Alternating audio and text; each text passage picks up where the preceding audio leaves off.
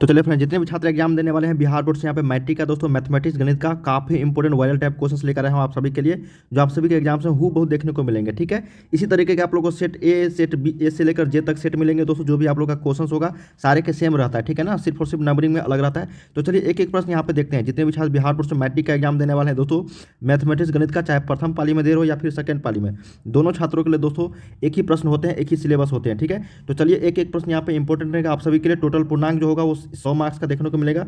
समय दिया जाएगा टोटल 3 घंटे 15 मिनट। ठीक है, टोटल ऑब्जेक्टिव रहेंगे जो दोस्तों आप सभी को 100, जिसमें से 50 का जवाब देना है, 30 आपको लघु उत्तर रहेंगे जिसमें से 15 का जवाब देना, 8 आपको दीर्घ उत्तर रहेंगे जिसमें 4 का जवाब देना है। ठीक है, वीडियो को अंत तक जरूर देखिएगा। एक एक प्रश्न यहाँ पे इंपॉर्टेंट है, वायरल टाइप क्वेश्चन है जो आप सभी के एग्जाम में बहुत देखने को मिलेंगे। ठीक है, तो सभी छात्र वीडियो को लाइक कर लीजिएगा, चैनल को सब्सक्राइब कर लीजिएगा, बेल आइकन को प्रेस कर देना ताकि इसी तरीके से नेक्स्ट वीडियो लेकर आऊंगा नोटिफिकेशन आपको मिलता रहेगा। तो चलिए हम लोग शुरू करते हैं, वीडियो को लास्ट तक जरूर देखिएगा। एक एक प्रश्न वायरल टाइप क्वेश्चन है और आप सभी के एग्जाम्स में काफ़ी सारे क्वेश्चन यहीं से देखने को मिलेंगे। ठीक है ना, क्या है, पाई एक अपरिमेय संख्या, option number A is the right.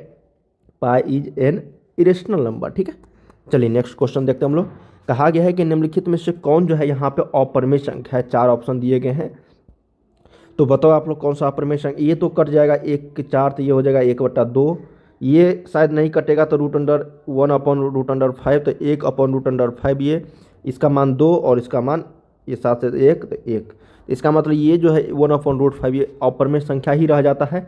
Option number यहाँ पे बी इज द राइट। ठीक है, थोड़ा सा सोल्यूशन करना होगा इसको, परमेय और अपरिमेय में थोड़ा सा कन्फ्यूजन हो सकती है। ठीक है, यहाँ पे option number B is the right. Next question 4 number है।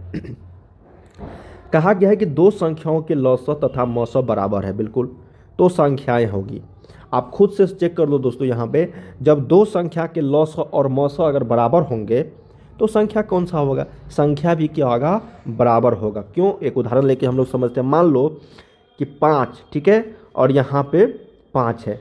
इस दोनों का लौसव बताओ जल्दी से कितना होगा, जल्दी से बताओ लौसव कितना होगा। 5 होगा, बिल्कुल होगा। इसका ये एलसीएम है, ठीक है, और ये 5 और 5 का एचसीएफ कितना होगा, जल्दी से। 5 होगा, देखो होगा ना 5, तो संख्या और तो मतलब ये देखो लौसव भी 5 है और एचसीएफ भी, मतलब मौसव भी 5 है, तो संख्या ही होगी कौन, 5 ही ना भाई। संख्या कौन सी होगी, 5 ही ना, बराबर ही होंगी ना। तो कौन सी संख्या होगी, ये देखो ना, 5 5 का एचसीएफ 5, 5 5 का एलसीएम 5। तो मतलब जब भी इस तरह के प्रश्न पूछे जाएंगे कि बोला जाएगा कि जब दो संख्याओं के लौसव और मौसव अगर बराबर होंगे तो संख्या भी बराबर होगा। मतलब जो संख्या का लौसव और मौसव बराबर हो रही है वही संख्या जो है सेम होगा। ठीक है, चलिए उम्मीद करते हैं समझ में आ गया होगा। कहा गया है 5 नंबर कि 0.29 के ऊपर रेकरिंग है। भाई क्या है, 0.29 के ऊपर रेकरिंग। तो चलिए समझते हैं हम लोग रेकरिंग वाले क्वेश्चंस। आप लोग को पता ही होगा कि जितने रेकरिंग उतने बट्टे में 9 लेकर आ जाओ भाई। तो 29, 0 आगे में है तो उसको हटा देंगे। 29 99 है ना ऊपर, मतलब डबल रेकरिंग है तो बटा में डबल 9 कर दो, तो यही तो आंसर हो गया 29/99। क्या हो गया, 29/99। Option number D is the right. अब कहा गया है हमको कि 1 माइनस साइन स्क्वायर 60 डिग्री का वैल्यू। भाई क्या कहा गया है, 1 माइनस साइन स्क्वायर 60 डिग्री का वैल्यू। बताओ जल्दी से क्या होगा। 1 माइनस साइन स्क्वायर 60 डिग्री का वैल्यू क्या होगी। साइन स्क्वायर 60 डिग्री का वैल्यू क्या होता है, √3/2 होता है। तो 1 माइनस √3/2 का होल स्क्वायर होगा ना। तो 1 माइनस 3/4, तो 4 माइनस 3/4, तो अरे वाह 1/4। ऑप्शन नंबर सी इधर है। थोड़ा सा कैलकुलेशन करो बन जाएगा। नेक्स्ट क्वेश्चन, अब देखो शांत और अशांत में मैं आपको समझा देता हूँ। निम्नलिखित में से किसका दशमलव प्रसार शांत है। देखो जब भी इस तरह के प्रश्न पूछे जाएंगे ना, तो आप बिना किसी संकोच के एक चीज़ याद रखना कि जब भी कोई संख्या P/Q के रूप में हो और P और Q में कोई भी उभयनिष्ठ गुणनखंड नहीं होनी चाहिए। उभयनिष्ठ गुणनखंड का मतलब ये हुआ कि ये आपस में दोनों कटना नहीं चाहिए, है ना, कॉमन इसमें नहीं होना चाहिए, है ना। जैसे 5/11 हो गया, अगर 5/15 है तो इसमें कॉमन है ना भाई, तो ये 1/3 इसको लिखेंगे, ठीक है, तब ये इसमें कॉमन नहीं होगा। समझ में आ गया ना। P/Q के रूप में अगर कोई संख्या है, अगर Q का गुणनखंड 2 और 5 आ रहा हो, मतलब 2 और 5 के गुणनफल के रूप में आ रहा हो, तो वो संख्या जो होगा शांत कहलाएगा। चाहे 2 आए चाहे 5 आए, या फिर दोनों संख्या है 2 और 5 के अलावा अगर कुछ भी संख्या आ जाए, 3 5 7 कुछ, 3 4 तो नहीं आएगा, 3 7 9 3 7 आएगा। अगर कुछ भी संख्या आ जाए 2 और 5 के अलावा, अधिकतर तो 3 ही 7 आता है, तो वो संख्या क्या होगा, अशांत होगा। जैसे देख लो यहाँ पे 7/40, जल्दी से बताओ कौन सी संख्या है, इसमें कॉमन नहीं है। 40 को लिख सकते हैं हम लोग, क्या लिख सकते हैं बताओ ना, क्या लिख सकते हैं हम लोग, 8 गुने 5 लिख सकते हैं ना। तो इसमें 2 और 5 का ही गुणनफल है, क्योंकि 2 के पावर q और 5, तो ये हो गया क्या, बताओ ये क्या हो गया आपका, शांत हो गया। जल्दी से बताओ क्या हो गया, ये शांत हो गया ना, पहला ही हो गया शांत। अब दूसरा बताओ, अरे यार ये तो 3 गुने 7 आ गया इसमें, तो ये तो अशांत हो जाएगा बच्चा, अशांत। थर्ड नंबर देखो 23/196, इसको कटाओ आपस में, ये इसमें मतलब उभयनिष्ठ है, ये कॉमन है इसमें, तो ये भी आपको अशांत हो जाएगा। इसमें 2 और 5 के अलावा और भी संख्या आ जाएंगे। अब 31/121 देखो भाई, नहीं कट रही है ना, तो 121 को 11 गुने 11, तो देखो 2 और 5 के अलावा आ रहा है ना, इसमें 2 और 5 आ ही नहीं रहा है, तो ये हो जाएगा अशांत। समझ में आ गया ना, option number A is the right, शांत होगा ये। चलिए जल्दी से बताइए तो उसी तरीके से 8 नंबर कि निम्नलिखित में से किसका दशमलव प्रसार अशांत है, जल्दी से।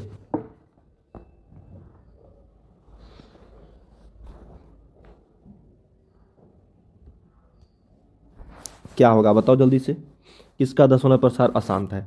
ये तो भाई शांत है, देखने से लग रहा है शांत है, क्योंकि 8 जो है 2 के पावर q या तो 5 के पावर 0 लिख सकते हैं ना हम लोग, लिख सकते हैं कि नहीं बताओ। 2 और 5 के अलावा कुछ भी नहीं, चाहे 2 भी आ जाएगा तो हो जाएगा, 5 भी आ जाएगा सिंगल तो हो जाएगा, 2 और 5 भी आएगा डबल तो हो जाएगा, लेकिन 2 और 5 के अलावा अगर कुछ भी है तो वो नहीं होगा। जैसे यहाँ पे देखो उभयनिष्ठ है ना, इसमें 6 और 15 में 3 दूनी 6, 3 पंचे 15, तो 2/5 ये भी शांत है। अब देखो ये भी शांत है, क्यों मैंने बोला शांत, क्योंकि 512 जो है ये 2 के पावर कुछ यहाँ पे हो जाएंगे, शायद 8 या 9, ठीक है, तो 512 हो जाते हैं, तो ये भी शांत आपका हो गया, ठीक है। अब देखो 31/343, 9 ये कट रही है, 9 इसमें उभयनिष्ठ है, और 343 का अगर कालोगे तो ये 7 इसमें आ जाता है गुणनखंड, यही आपका अशांत होगा। Option number D is the right, अशांत, ठीक है। समझ में आ गया होगा। जल्दी से इस तरह के प्रश्न 1 2 और कर लेना अपने बुक से, ताकि अच्छे तरीके से समझ में आ जाएंगे।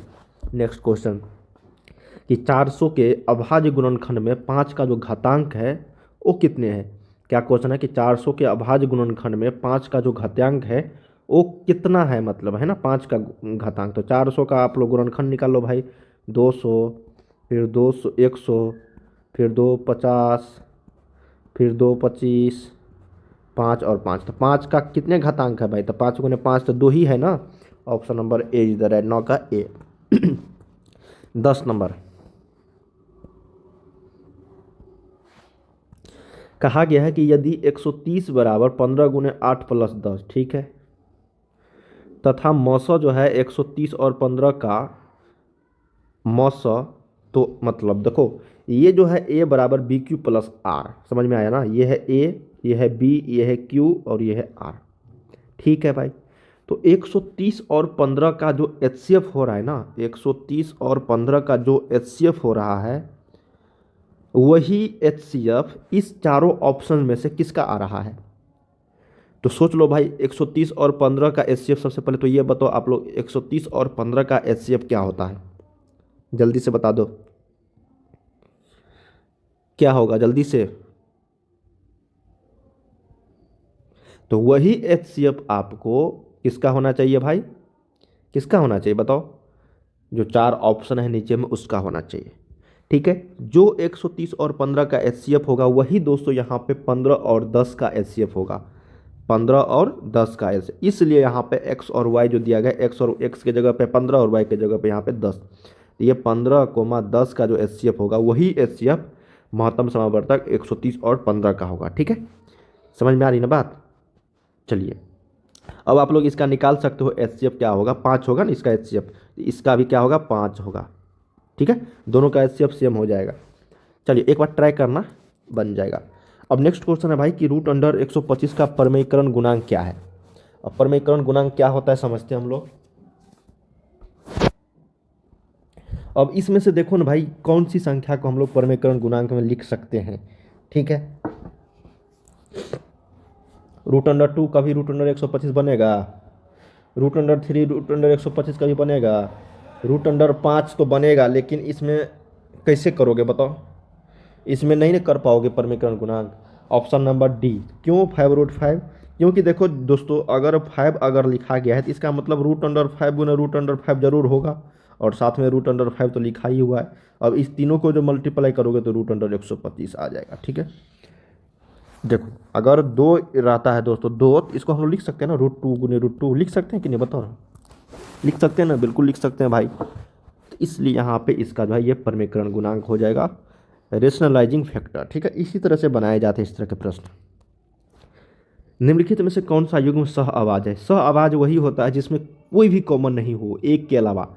बता दो जल्दी से कौन सा ऐसा है संख्या युग्म जो है, कौन सा युग्म है जिसमें सिर्फ और सिर्फ एक कॉमन हो, मतलब इसमें कोई भी कॉमन नहीं हो एक के अलावा, एक के अलावा कोई सा भी कॉमन नहीं हो। बता दो जल्दी से।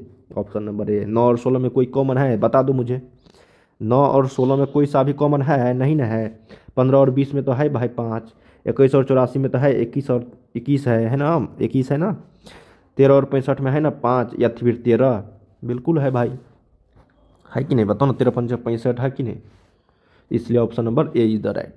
नेक्स्ट क्वेश्चन, रैखिक बहुपद में शून्यकों की संख्या। बुर्बक है का? इतना सिंपल क्वेश्चन बताओ। एक रैखिक एक बहुपद x-1 का शून्य, अरे वाह, शून्यक बताओ जल्दी से क्या होगा? एक ही ना होगा। x-1 शून्यक बोला था, 0 कर दो, x बराबर 1 कर दो।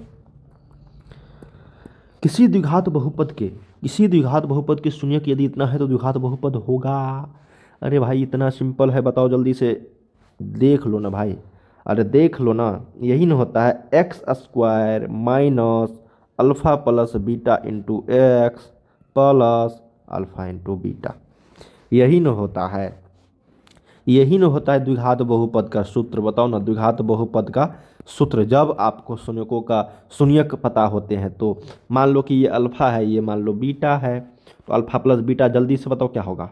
-4 + 7 तो 3, तो यहाँ पे x² माइनस 3x प्लस गुना कर दो तो ये 7 चौका 28, माइनस लगा तो -28।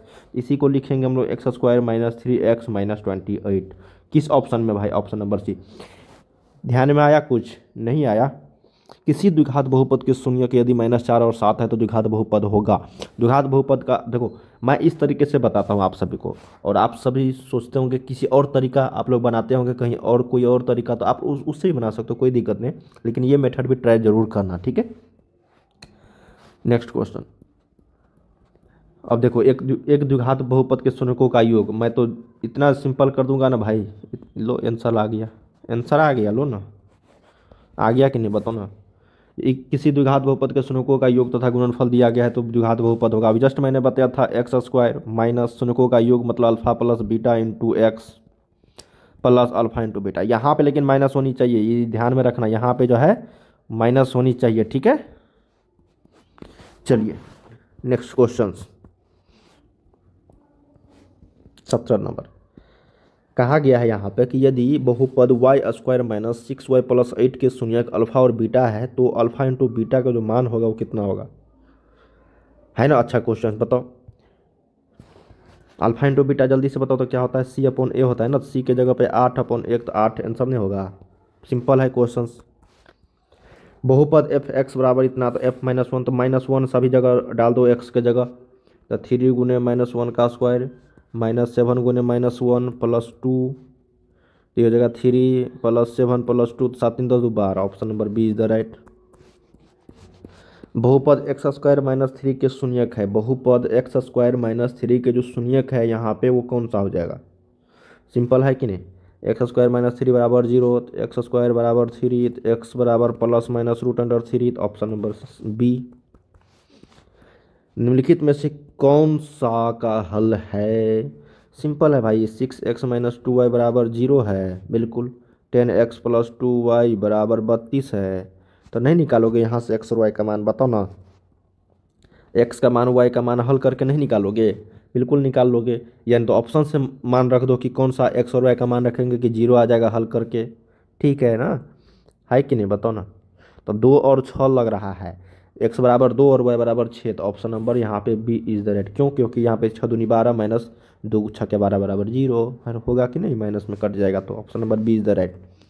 नेक्स्ट क्वेश्चन 21 नंबर है, यदि रेखाएं समानांतर है तो p का मान, समांतर का मतलब क्या होता है बताओ ना। समांतर का मतलब a1/a2 बराबर B1/B2 होता है कि नहीं, बताओ ना, होता है ना। तो ये 4/12 बराबर P/9 है ना। 4 तिया 12, 3 तिया 9, तो P का मान यहाँ पे 3, P का मान 3 आया है, बिल्कुल आया है। तो option number B is the right. ठीक है, पता है कि नहीं इस तरह के प्रश्न बनाना, बिल्कुल पता होगा क्योंकि समानांतर है ना। तो समानांतर जो शर्त पता है कि नहीं, चलिए बताता हूँ। प्रतिच्छेदी अगर रहेगा तो A1/A2 not equal to B1/B2 होगा। अगर समानांतर है तो A1/A2 बराबर B1/B2 होगा। अगर संपाती है मतलब अनंत हल है तो A1/A2 बराबर B1/B2 बराबर C1/C2, मतलब तीनों इक्वल हो जाता है। ठीक है, चलिए नेक्स्ट क्वेश्चन। कहा गया है कि समीकरण निकाय x + 2y बराबर 3, 5x + k बराबर 15 के अनगिनत हल। अनगिनत हल आ गया ना, तो वही संपाती हो जाता है। क्या होता है, संपातीय। तो k का मान निकालना है भाई। तो A1/A2 तो कुछ नहीं लेते, 1/5, B1 का जगह पे 2/k, C1 का जगह पे 3/15। ठीक है, किसी में भी, चाहे इस दोनों में मल्टीप्लाई कर दो चाहे इसमें, किसी में भी मल्टीप्लाई कर सकते हो, 10 ही आएगा, है ना। तो k का मान 5 दूनी 10, इधर से भी करोगे तो k का मान 5 दूनी 10। इसका मतलब k का जो मान होगा ये 10 होगा तब, जब ये अनगिनत हल हो जाएगा तब। ठीक है,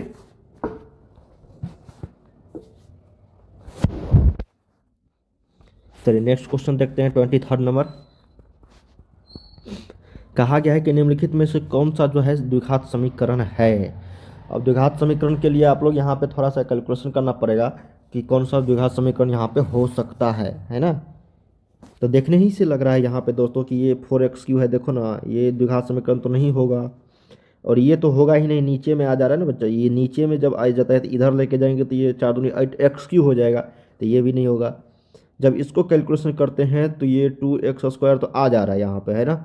और यहाँ पे देखो 2x² अगर आ जा रहा है तो ये कट जाएगा आपस में ना, यहाँ पे बराबर से अगर कैलकुलेशन करोगे तो ऑप्शन नंबर यहाँ पे बी, जिसमें इसको हल करोगे तो ये यहाँ पे x² रहेगा ही रहेगा, है ना, क्योंकि आगे तो 3x है सिर्फ, तो ये कटेगा नहीं। तो ये द्विघात समीकरण का उदाहरण हो जाएगा। ठीक है, बी नंबर याद रखिएगा। Next question. द्विघात समीकरण इतना के मूल है px² plus qx plus r बराबर 0 है। तो x का मान मूल निकालना है भाई, सूत्र वाले फार्मूला से, द्विघातीय सूत्र से, श्रीधराचार्य के नियम से। ठीक है, तो यहाँ पे क्या होगा, -q plus minus root under q² होगा कि नहीं, बताओ ना, है ना। -4pr अपॉन 2p, 2a होता है नीचे में, तो यही ना ऑप्शन नंबर बी हो जाएगा।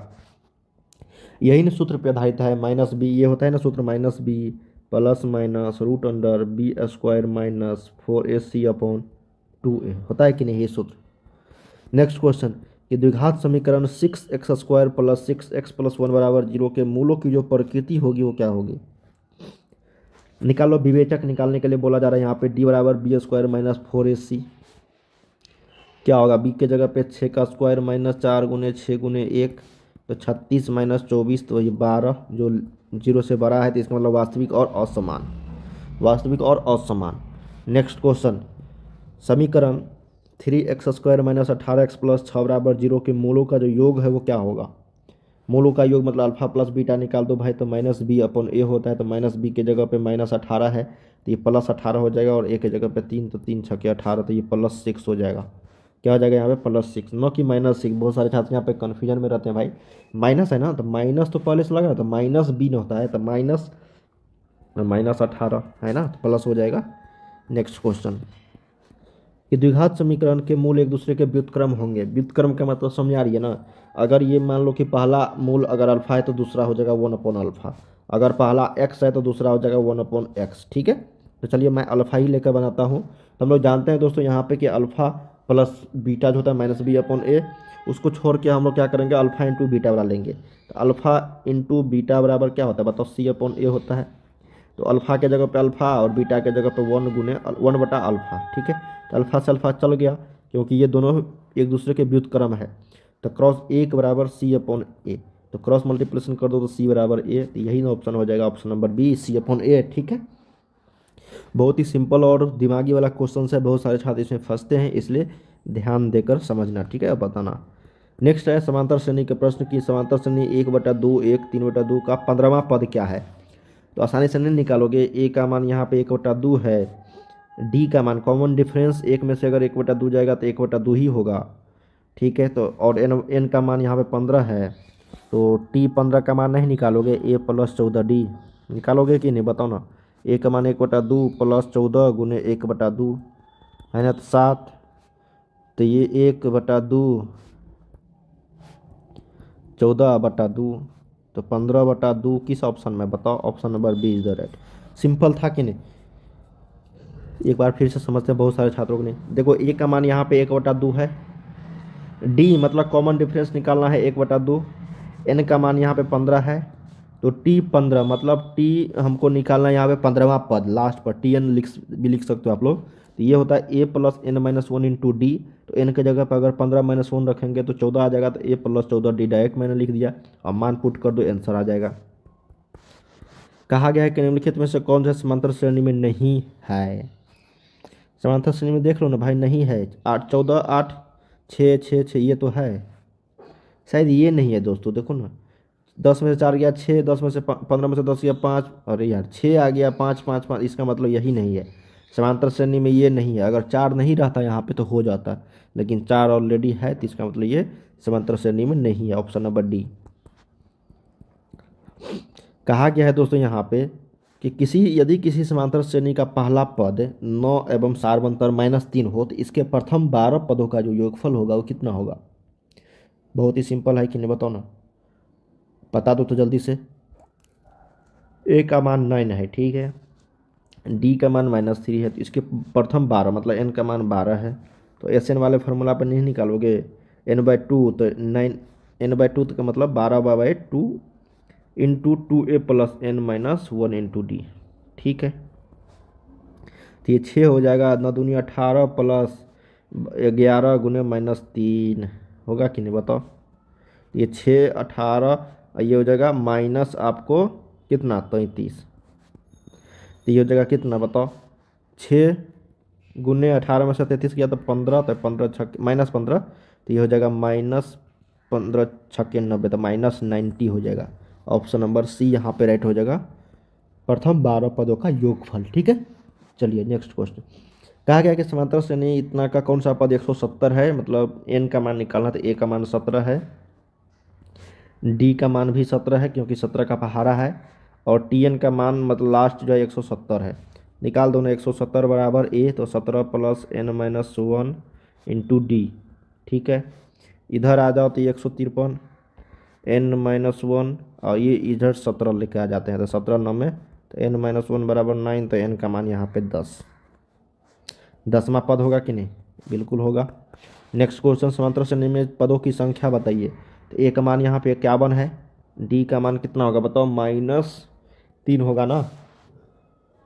48 में से अगर हम लोग 51 को घटाएंगे तो कितना होगा -3, और टी एन का मान यहाँ पे 6 है, तो एन का मान निकाल लो भाई। तो 51 प्लस, पहले तो 6 बराबर 51 प्लस n माइनस 1 इंटू -3, इसको इधर लेके आ जाएंगे तो 51 में से 6 गया तो कितना हो गया बताओ, -45 बराबर n माइनस 1 और -3 को नीचे लेके आ जाते हैं तो माइनस ये 15, ठीक है।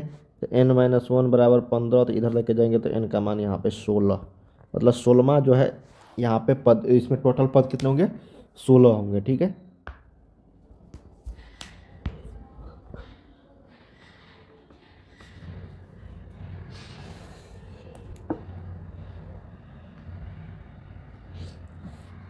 नेक्स्ट क्वेश्चन देखते हैं 33 नंबर। कहा गया कि 0 और 50 के बीच विषम संख्या की संख्या है। 0 और 50 के बीच विषम संख्या, तो विषम संख्या कहाँ से स्टार्ट होती है, जो 2 से भाग नहीं लगे, तो 1 भी आ जाता है जहाँ पे जब 0 से कहा गया है, तो ठीक है। 1 3 5 7 9 11 इस तरीके से 49 तक। तो ए का मान यहाँ पे 1 है, डी का मान यहाँ पे 2 है, और टी एन मतलब लास्ट पद यहाँ पे 49 है। तो 49 बराबर a plus 1 plus n minus 1 into 2, ठीक है। तो 48 बराबर n माइनस 1 इंटू 2, तो 2 यहाँ पे 24, तो 24 बराबर n माइनस 1, तो इसका मतलब n का मान कितना 25, ऑप्शन नंबर ए। कहा गया है कि संपूर्ण त्रिभुज एबीसी में कोण बी बराबर 90 डिग्री। तो चलिए हम लोग कोण बी का मान 90 डिग्री कर देते हैं भाई। ये है बी, तो ये 90 डिग्री है। ये ए मान लेते हैं, ये सी मान लेते हैं।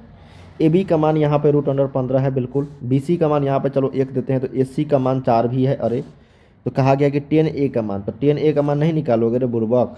tan ए ये 90 डिग्री के सामने वाला भुजा हमेशा कर्ण, ये तो कर्ण हो गया। तो tan ए का मान क्या होगा बताओ ना, P/B होगा ना, लंब बटा आधार। तो P का मान यहाँ पे 1 और आधार का मान √15, तो यही ना होगा ऑप्शन नंबर सी। सिंपल था भाई। और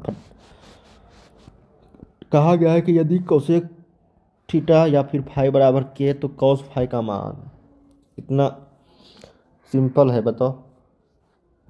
कौशिक मान लो थीटे, चलो थीटे लेते हैं के, तो कॉस थीटा का मान क्या होगा बताओ जल्दी से, क्या होगा जल्दी से बता दो मुझे, क्या होगा।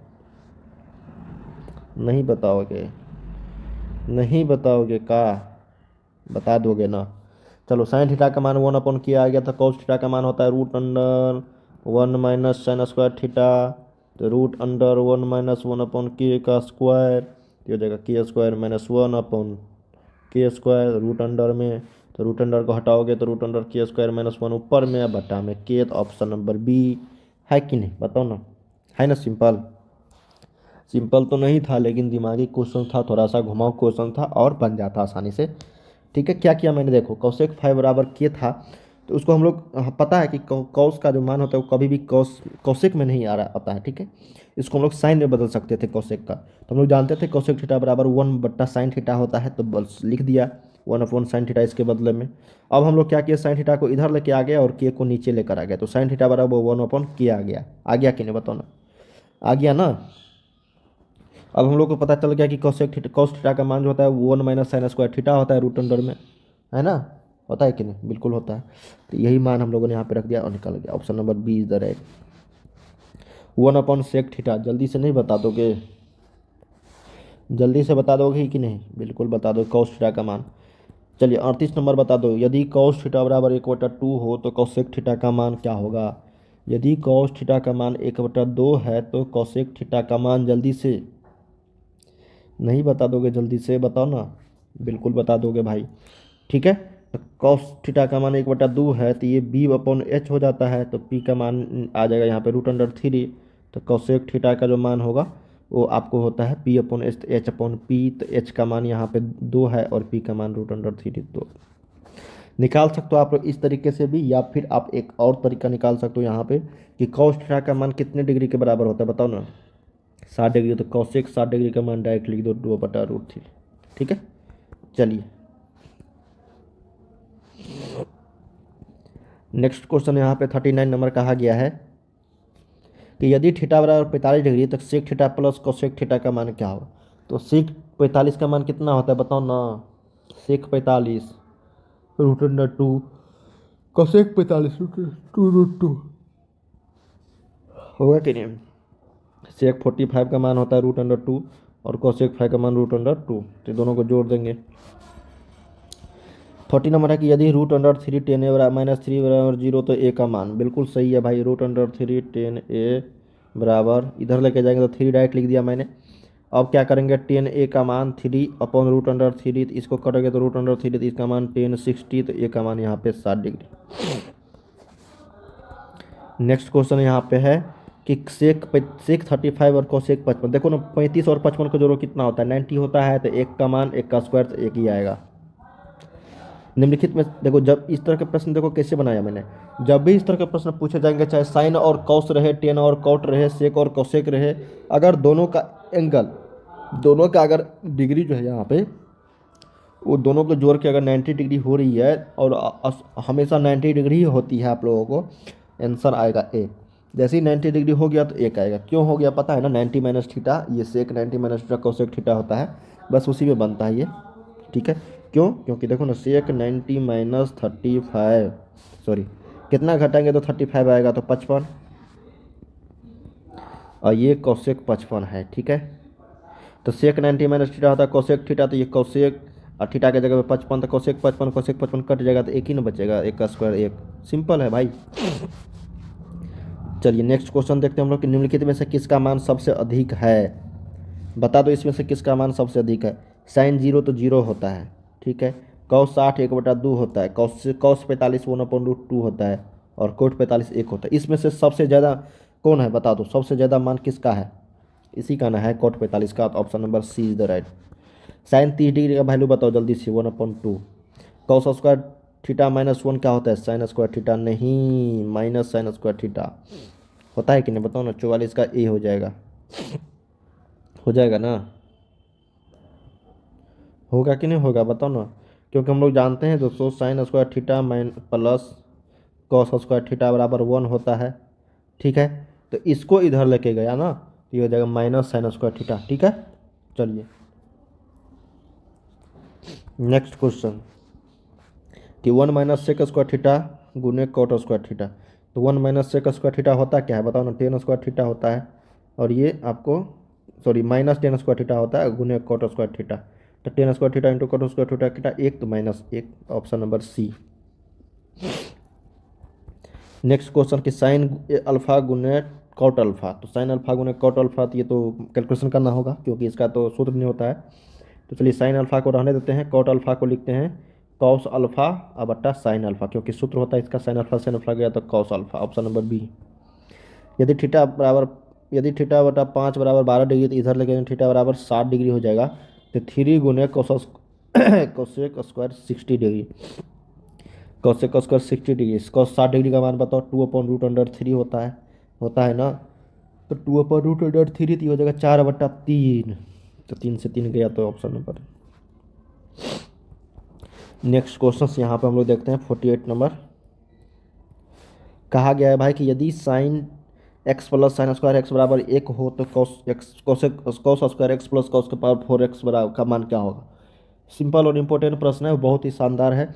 देखो इस तरह के प्रश्न कैसे बनाए जाते हैं समझते हैं हम लोग।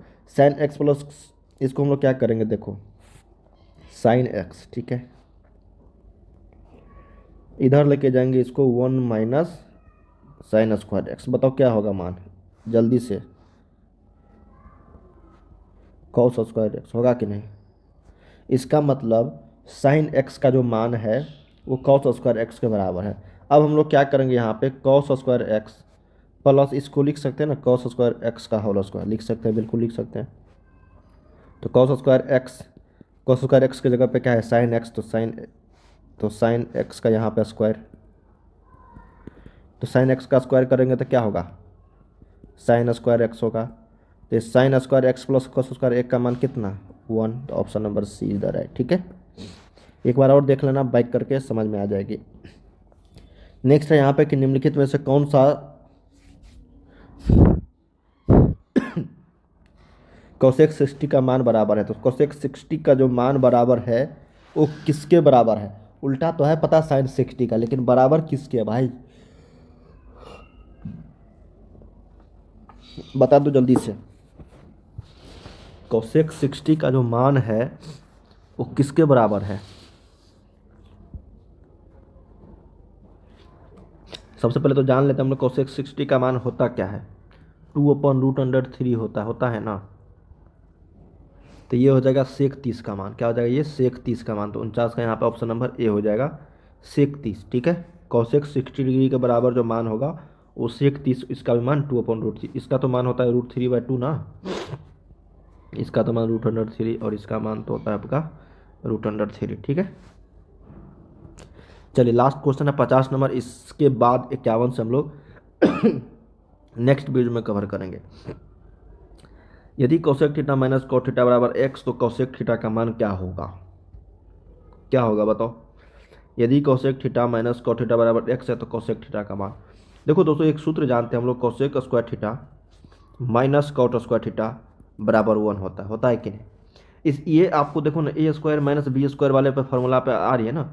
इसको हम लोग क्या करेंगे, cosec theta plus cot theta, ठीक है, इनटू करेंगे हम लोग cosec theta minus cot theta बराबर x, सॉरी 1।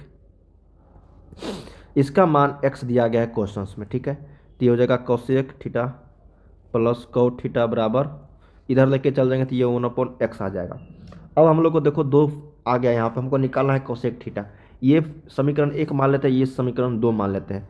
तो देख लो दोनों को जोड़ देंगे तो ये दोनों आपस में कट जाएगा, तो बचेगा क्या हमको 2 कोसेक थीटा ये हो जाएगा एक्स प्लस 1/x, ठीक है। इसको कैलकुलेशन कर दो आप लोग, ये हो जाएगा एक्स स्क्वायर प्लस 1/x, ठीक है। और ये 2 इधर लेके जाए तो 2, एक्स स्क्वायर प्लस 1/2x देखो किस में है, ऑप्शन नंबर सी में।